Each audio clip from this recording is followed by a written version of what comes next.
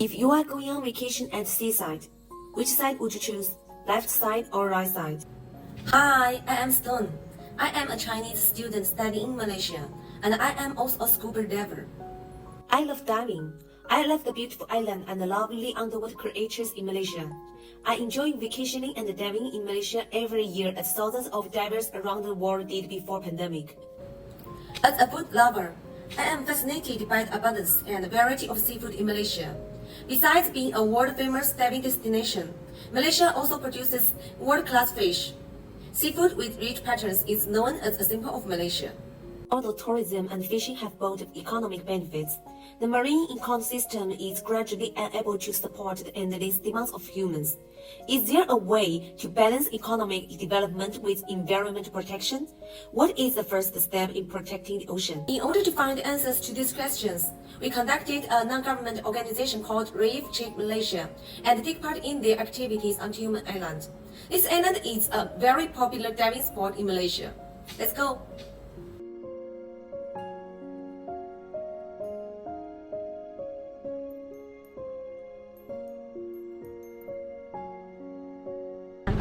Now we are going into the office of Reef Check.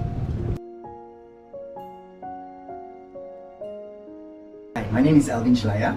I work with Reef Check Malaysia, which is a non-profit organization that's working towards sustainably managed coral reefs. This is Tioman Island where we have a base. We have a long-term project called Cintai Tioman, and here we are looking at trying to reduce local impacts, build resilience, and try to get the local community involved in co-management of the marine resources around the island.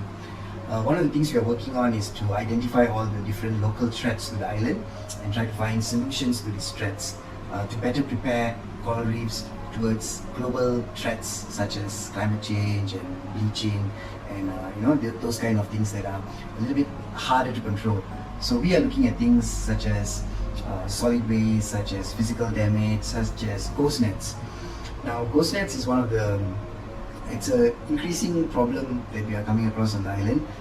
Ghost nets are basically nets that are intentionally discarded in the sea, or they are lost at sea due to bad weather or equipment malfunction.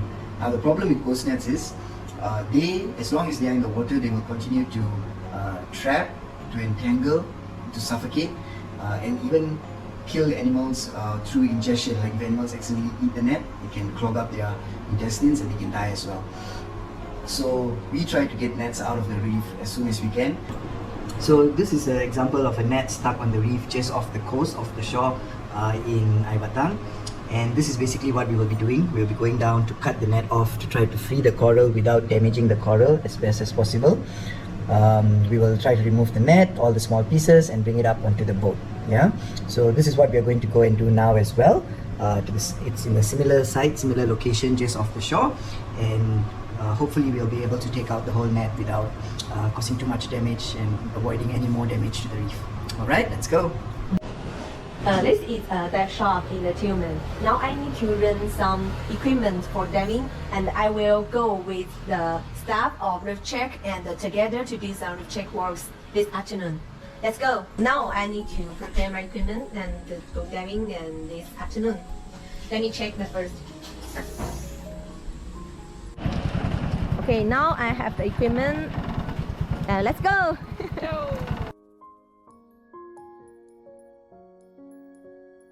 Hi, so we are about to go and collect the ghost net right now. It's just in the next village in Aibatang, and we're going down to get it with some of the members from the Tioman Marine Conservation Group. We got the report of the net stuck close to shore, so hopefully it'll be not too difficult to get it out of the water. Today, we will clean the ghost nets around Tetek on Tioman Island. As November has entered the rainy season, under the influence of waves and heavy rain, today's underwater visibility is not high. It is also bring a lot of difficulties for divers to work underwater. Thanks to the extensive diving experience of Reef Check members, we are able to find the ghost nets entangled in the coral soon. We can see how they catch and collect these ghost nets underwater and then bring them out of the water in bunches. Look at this plastic bag floating underwater. It is harmful to the marine life. Let me catch it. Look at these fishes. They are not afraid of us and stop on my hand. It looks as if they are thanking us. Other members on the boat are waiting for divers and assist them in collecting ghost nets and other trash. These ghost nets, along with other trash, will be brought to the jetty and transported to a stacking place. So once we've collected the nets from the sea, once we've removed them, we collect them all in one place. This is the Marine Park Center. It's the base for the Department of Fisheries on Tioman Island, and we will send all the nets here, and once there is enough nets, it will be sent out to the mainland, either to be burned in an incinerator or to a landfill. We aren't able to recycle the nets currently because of the type of nets. It's all mixed up, so it's different plastics, and also because these nets, very often by the time we get it, it's very dirty, there's a lot of biofouling, so the recycling centers do not want to take it, they don't want this kind of plastic, therefore it has to be burned or sent to an incinerator. Our next step is go back to Reef Check Malaysia's office in Tioman for an interview with Mr. Arvin.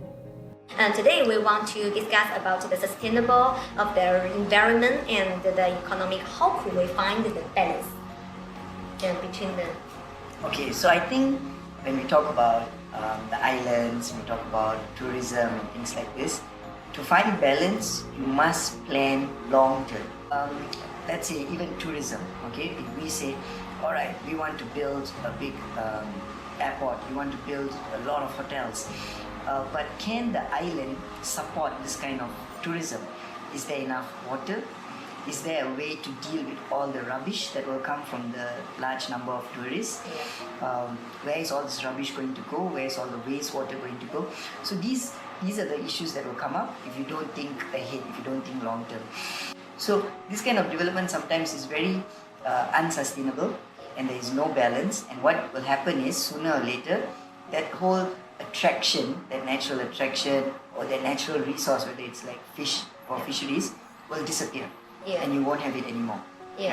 So if you think short term, if you only want to make a lot of money right now, then you end up abusing it, and in the long term that thing will be gone. You won't be able to earn money from it, you won't be able to enjoy it, you won't be able to experience it anymore. As Mr. Arvin said, if coral colonies disappear, marine life that depends on corals will also disappear. Without beautiful scenery and rich fishery resources, tourists will not come and fishing boats will get nothing. I was deeply moved by the passion and sacrifice of Reef Check's members. It is my hope that the passion for protecting the ocean can inspire more people, not only in Tioman, but everywhere in the world. Let's make a difference for the ocean by starting with us.